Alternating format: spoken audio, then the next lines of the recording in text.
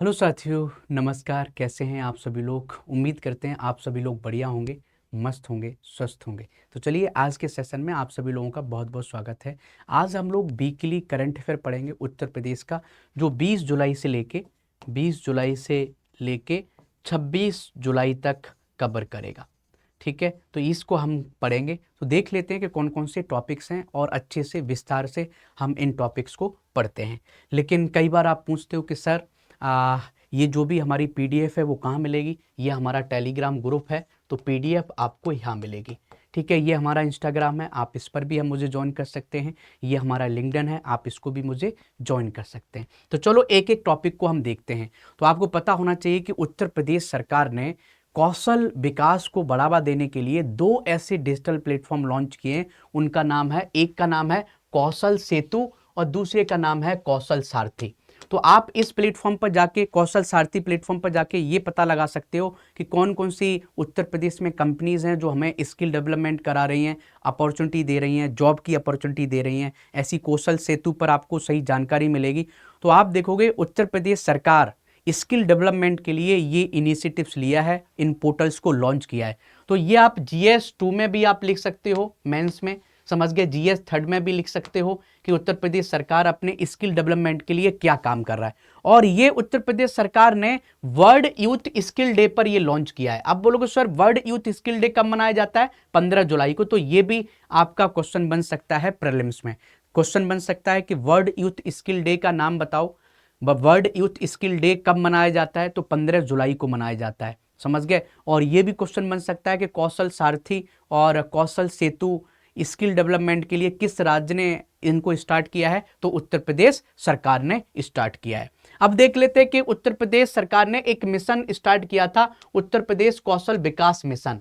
और इसी के तहत इन दो पोर्टल को लॉन्च किया गया है, जिससे उत्तर प्रदेश की जनता को भाई साहब हम क्या कर सकें, हम स्किल्ड कर सकें। तो ये ट्रेनिंग पार्टनर्स के ऑनलाइन और पेपरलेस रजिस्ट्रेशन और आप देखोगे एम्पेनलमेंट को बढ़ावा देता है। संस्थान डिजिटल रूप से आवेदन जमा कर सकते हैं और डॉक्यूमेंट्स अपलोड कर सकते हैं, जिससे सरकारी दफ्तरों के बार बार चक्कर लगाने की जरूरत नहीं पड़ती है। इससे ट्रेनिंग प्रोवाइडर्स को जोड़ने की प्रक्रिया में ट्रांसपेरेंसी बढ़ेगी। तो कौशल सेतु कोई कंपनी ट्रेनिंग देने का काम करती है, स्किल डेवलपमेंट पर काम करती है, वो उत्तर प्रदेश में काम करना चाहती है, तो ऑनलाइन कौशल सेतु ऐप पर जाके अपने डॉक्यूमेंट दिखा सकती है और आराम से अपना काम करना स्टार्ट कर सकती है। कौशल सेतु ऐप का यह महत्व है। ऐसी कौशल सारथी ऐप क्या है? तो ये ट्रेनिंग सेंटर्स, कोर्स और ट्रेनिंग पार्टनर्स के बारे में जिले वाइज जानकारी देता है, डिस्ट्रिक्ट वाइज जानकारी देता है। समझ गए, जिससे युवाओं को अपने इलाके में ट्रेनिंग के सही मौके आसानी से मिल जाते हैं। तो ये बहुत अच्छी बात है। कौशल सेतु ऐप हो गया, कौशल सारथी ऐप हो गया, दोनों ऐप के बारे में आपको पता होना चाहिए। आप अपने मेंस के एग्जाम में इन दोनों का एग्जाम्पल दे सकते हैं, तो और अच्छे मार्क्स मिलेंगे। प्रीलिम्स में ये क्वेश्चन पूछा जा सकता है कि वर्ल्ड यूथ स्किल डे कब मनाया जाता है? तो ये 15 जुलाई को मनाया जाता है। अगले टॉपिक की हम बात करते हैं कि उत्तर प्रदेश ने 75 एकड़ में भाई साहब रोबोटिक्स और एआई हब बनाने की कोशिश की है और बनेगा ये। और ये कहां बनेगा भाई साहब? नोएडा में बनेगा। और इसका नाम क्या रखा जाएगा? इसका नाम रखा जाएगा प्रगति। क्या नाम रखा जाएगा? प्रगति इसका नाम रखा जाएगा। तो दो बातें आपको पता होना चाहिए कि उत्तर प्रदेश सरकार रोबोटिक्स और एआई हब बनाएगा। बताओ उत्तर प्रदेश में कहां बनाएगा? नोएडा में। इसका नाम क्या रखा है? प्रगति रखा है। समझ गए। इसकी फॉर्म क्या है प्रगति की? Park for robotics, artificial intelligence, GPU clusters and advance technical innovation, ये इसका नाम रखा है। तो ये मुझे लगता है बहुत महत्वपूर्ण टॉपिक है। आप इसको जीएस 3 में यूज कर सकते हो, साइंस इन टेक में। आप इसको जीएस 6 में, यूपी स्पेशल पेपर 6 में भी यूज कर सकते हो कि उत्तर प्रदेश सरकार कैसे अपनी 1 ट्रिलियन इकोनॉमी को अचीव करने के लिए, $1 ट्रिलियन इकोनॉमी को अचीव करने के लिए नए नए इनोवेशन को हम लेके आ रहे हैं, नए नए इन्वेस्टमेंट को हम लेके आ रहे हैं और हम अपने इंफ्रास्ट्रक्चर को भी बेहतर कर रहे हैं। और आप देखोगे जो नई नई तकनीकी हैं उनमें भी हम काम करने जा रहे हैं। तो आप रोबोटिक्स और एआई हब बहुत बड़ा बनेगा, जिसका नाम प्रगति रखा है। और कहाँ बनेगा? नोएडा में बनेगा। तो इस प्रस्तावित हब में क्या सुविधाएं होंगी? यहाँ पर रोबोटिक्स टेस्टिंग होगी, सर्टिफिकेशन सेंटर होगा, जीपीयू क्लस्टर के साथ एआई कंप्यूटर इंफ्रास्ट्रक्चर बेहतर होगा, रैपिड प्रोटोटाइपिंग और एडवांस मैन्युफैक्चरिंग सुविधाएं होंगी, मोशन कैप्चर लेबोरेटरी होगी, फिजिकल एआई डेटा सेंटर होगा, स्टार्टअप इनक्यूबेशन और कोवर्किंग स्पेस होगा, मतलब स्टार्टअप्स को सपोर्ट भी दिया जाएगा। रिसर्च एंड डेवलपमेंट सेंटर होगा। Global manufacturing component suppliers technology फर्मों के लिए सुविधाएं भी यहाँ पर होंगी। तो कहने का मतलब रोबोटिक्स और एआई जो हब है नोएडा में, ये उत्तर प्रदेश की इकोनॉमी को और ज़्यादा सपोर्ट करेगा। आपको पता है उत्तर प्रदेश इलेक्ट्रॉनिक्स मैन्युफैक्चरिंग के मामले में, भाई साहब मोबाइल मैन्युफैक्चरिंग के मामले में भारत में पहले नंबर में है। भारत के 65% जो मोबाइल बन रहे हैं वो उत्तर प्रदेश में बन रहे हैं। पता है आपको, मोबाइल मैन्युफैक्चरिंग जो हो रही है उत्तर प्रदेश में, पूरे भारत की लगभग 60 से 65% भाई साहब मोबाइल जो बन रहे हैं वो उत्तर प्रदेश में बन रहे हैं। ये बहुत बड़ी बात है। अब आगे चलते हैं। उत्तर प्रदेश ने इनॉग्रेट किया है new state disaster management authority headquarter. तो आपने देखा है कि हर स्टेट में एक स्टेट डिजास्टर मैनेजमेंट अथॉरिटी होती है। अभी नया एक बिल्डिंग बनाया है, एक हेडक्वार्टर बनाया है डिजास्टर मैनेजमेंट अथॉरिटी का। ये कहाँ बना है? ये लखनऊ में बना है। ये पूछा जा सकता है। तो ये कहाँ बना है भाई? लखनऊ में बना है। और इसमें कितना पैसा लगा है? 200 करोड़ रुपए पैसा लगा है।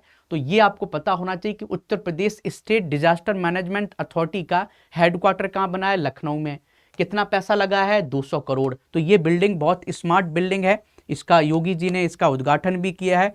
तो मुझे लगता है ये पेपर GS 6 में भी आप इसको लिख सकते हो, बहुत महत्वपूर्ण है। जिन लोगों ने मुझसे आलेखन बैच पढ़ा होगा वो लोग जानते हैं, नहीं पढ़ा है तो आप हमारा कोड लगा के आलेखन बैच खरीद सकते हैं, जहां पर आपकी मेंस की तैयारी बहुत बेहतर हो सकती है। अब बोलोगे सर कोड कौन सा है जिससे हमारे बैचेस पर डिस्काउंट मिल जाता है? आप योगी लाइव कोड लगा लीजिए, डिस्काउंट मिल जाएगा। अब ये मत कंफ्यूज हो जाना कि सर योगी लाइव कोड क्या योगी आदित्यनाथ जी के नाम पर बनाया है? नहीं भाई साहब, मेरा नाम है योगेंद्र, तो मुझे आप लोग प्रेम से योगी सर बुलाते हैं, तो उसी पर हमने कोड बना दिया है योगी लाइव। तो योगी लाइव आप कोड लगा सकते हैं और हमारे बैचेस को ज्वाइन कर सकते हैं। अब ये देखोगे कि ये जो हमारा इंफ्रास्ट्रक्चर बनेगा, ये जो हमारी जो बहुत अच्छी बिल्डिंग बन रही है लखनऊ में, इसका काम क्या है? तो 24/7 स्टेट इमरजेंसी ऑपरेशन सेंटर है कि कोई भी आपदा आएगी उत्तर प्रदेश में सबसे पहले एक्शन ये लेगा। डिजिटल कमांड और कंट्रोल और कोऑर्डिनेशन को अच्छा करेगा। एजुकेशनल और ट्रेनिंग हब बनेगा। यहाँ पर जो भी हमारे अधिकारी लोग आया करेंगे, डिजास्टर से रिलेटेड ट्रेनिंग दी जाएगी। हमारे उत्तर प्रदेश में जितनी भी डिजास्टर से रिलेटेड ट्रेनिंग है वो यहाँ हुआ करेगी। तो ये सब हमारे लिए बहुत महत्वपूर्ण है। आगे चलते हैं। एक योजना है और ये योजना भाई साहब हमारी जो गर्ल्स हैं जो कॉलेज में जा रही हैं और उनकी परसेंटेज अच्छी है, मार्क्स जिनके अच्छे हैं, तो उनको भाई साहब स्कूटी दी जाएगी। उस योजना का नाम है रानी लक्ष्मीबाई स्कूटी योजना। इसको किसने स्टार्ट किया? उत्तर प्रदेश सरकार ने। एक प्रीलिम्स में क्वेश्चन बन सकता है कि बजट में जो हमारा बजट आया था इस बार का 2026-27 का, उसमें उस बजट में इस योजना के लिए, रानी लक्ष्मीबाई स्कूटी योजना के लिए कितना पैसा दिया गया था? 400 करोड़ रुपए दिया गया था। तो भाई साहब रानी लक्ष्मीबाई स्कूटी योजना उत्तर प्रदेश सरकार की है और जो 5% जो हमारी मेधावी छात्रा हैं उनको ये कोशिश करेगा कि उनको स्कूटी दी जाए और आराम से उनकी भाई साहब शिक्षा अच्छी हो सके, एजुकेशन अच्छी से हो सके, उनकी सिक्योरिटी और क्या बोलते हैं, उनको अच्छे से एक सपोर्ट मिल सके। तो ऐसे लगभग 50,000 मेधावी छात्राओं को ये स्कूटी दी जाएगी। ये आप लिख सकते हैं, समझ गए? तो इनकम लिमिट ये है कि एनुअल फैमिली इनकम जो है एप्लीकेंट की वो 12 लाख से कम होनी चाहिए। दिव्यांग स्टूडेंट, डॉटर ऑफ मार्टियर्स और daughter of destitute families are exempted from income limit and merit related condition. तो जो दिव्यांग हैं उनमें कोई लिमिट नहीं है पैसे की, वो लोग मिल सकते हैं। ये भी आप देखोगे। ऐसी छात्राओं को उच्च शिक्षा के लिए प्रोत्साहित करना है। बालिकाओं की शैक्षिक पहुंच और गतिशीलता को बढ़ावा देना है। महिला सशक्तिकरण को भी इससे फायदा मिलेगा। तो विमेन एम्पावरमेंट भी इससे फायदा मिलेगा। ये भी आप लिख सकते हो, समझ गए? हाँ, और सभी स्कूटियों की खरीद सरकारी ई मार्केट प्लेस से किया जाएगा, जिससे हमारी ट्रांसपेरेंसी भी हमारी बेहतर होगी। अब आगे चलते हैं। उत्तर प्रदेश का पहला नेचुरल बायो इकोनॉमी मॉडल बनाया जा रहा है और ये आप कहाँ यूज करोगे? ये GS 3 में आप इसको यूज करोगे और GS 6 में यूज करोगे। बहुत महत्वपूर्ण, ये मेंस के लिए बहुत महत्वपूर्ण पॉइंट है। इसलिए मैं बोलते हैं कि आलेखन 2 बैच में आपने मुझसे पेपर 6 पढ़ा है ना, यूपी स्पेशल, तो आप तुरंत कनेक्ट कर लोगे कि सर ये तो बहुत महत्वपूर्ण टॉपिक है कि उत्तर प्रदेश सरकार का जो प्राकृतिक बायो इकोनॉमी मॉडल है, जिसमें सेल्फ हेल्प ग्रुप को भाई साहब जनजाति महिलाओं को हम क्या करेंगे, हर्बल साबुन बनाने की कोशिश कर रहे हैं, समझ गए। तो जिससे क्या होगा कि एक सस्टेनेबल लिवलीहुड भी बढ़ेगा, हमारी इकोनॉमी भी सस्टेन करेगी और अच्छी होगी। तो ये पहल मुख्यमंत्री योगी आदित्यनाथ के नेतृत्व में शुरू की गई है और इसका उद्देश्य है कि स्थानीय प्राकृतिक संसाधनों को यूज करके हम ग्रामीण क्षेत्रों में रोजगार अवसर पैदा करें। किस योजना के तहत किया गया है? नेशनल रूरल लिवलीहुड मिशन के तहत इस योजना को स्टार्ट किया गया है और उत्तर प्रदेश की जो Uttar Pradesh state rural livelihood mission है उसका भी ये सहयोग मिला है। तो उत्तर प्रदेश की नेचुरल बायो इकोनॉमी मॉडल का उद्देश्य है कि गांव में जो भी रिसोर्सेज हैं उनका यूज करके हम भाई साहब गांव में जॉब्स क्रिएट करें और लोगों को सपोर्ट करें। एग्जाम्पल एक अच्छे से याद कर लो कि सोनभद्र जिले के रोबर्ट्सगंज ब्लॉक में सजोर गांव का बजरंग बली जो स्वयं सहायता समूह है, ये आपको एक एग्जाम्पल मिल गया सेल्फ हेल्प ग्रुप के लिए। सेल्फ हेल्प ग्रुप के लिए एक एग्जाम्पल मिल गया। उस एग्जाम्पल का नाम आपको एग्जाम्पल क्या है भाई साहब? बजरंग बली स्वयं सहायता ग्रुप। तो बजरंग बली जो सेल्फ हेल्प ग्रुप है इसका आपको नाम लिखना है। ये क्या करता है? समूह स्थानीय स्तर पर उपलब्ध प्राकृतिक संसाधनों का उपयोग करके हर्बल उत्पादों का निर्माण कर रहा है और पैसा कमा रहा है। तो कितना अच्छा है। तो बजरंग बली स्वयं सहायता समूह क्या कर रहा है? हर्बल उत्पाद बना रहा है और लोगों को जॉब्स दे रहा है और खुद पैसा कमा रहा है। तो वैज्ञानिक तरीके से हम प्रोसेसिंग कर रहे हैं, हम मैन्युफैक्चरिंग कर रहे हैं, पैकेजिंग कर रहे हैं, ब्रांडिंग कर रहे हैं, मार्केटिंग कर रहे हैं। इससे वहाँ के लोगों की क्या हो रही है? इनकम जनरेट हो रही है और गरीबी हट रही है। तो एक तरीके से हमारी जो बायो इकोनॉमी है, उत्तर प्रदेश का बायो इकोनॉमी मॉडल है, वो सक्सेसफुल हो रहा है और उसका एग्जाम्पल बजरंग बली स्वयं सहायता समूह है, ये आप लिख सकते हैं। ऐसे ही देखोगे उत्तर प्रदेश का काउ वेस्ट ग्रीन इकोनॉमी। अब हम भाई साहब ग्रीन इकोनॉमी मॉडल भी लेके आए कि हम हर जिले में ऐसे 1000 घर चुनेंगे, हर जिले में 1000 घर, 1000 हाउस होल्ड चुनेंगे जहां पर हम भाई साहब क्या करेंगे? मिनी बायोगैस प्लांट लगाएंगे।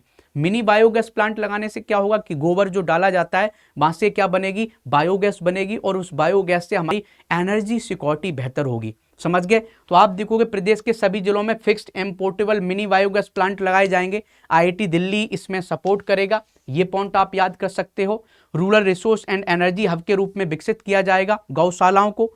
गोबर से बायोगैस, बायो सीएनजी, जैविक खाद, ऑर्गेनिक फर्टिलाइजर, कार्बन क्रेडिट जैसी हम चीज़ों को कनेक्ट कर देंगे और ये हमें सपोर्ट भी मिलेगा। और इस क्षेत्र में कार्यरत 15 से अधिक प्रमुख कंपनियों ने निवेश किया है, समझ गया, और क्रियान्वयन में रुचि दिखाई है। तो इससे क्या होगा? उत्तर प्रदेश की हमारी इकोनॉमी जो है और बेहतर होगी। तो आईआईटी दिल्ली के हेल्प से ये किया जा रहा है। उत्तर प्रदेश में हम ग्रीन इकोनॉमी को सपोर्ट करेंगे, ग्रीन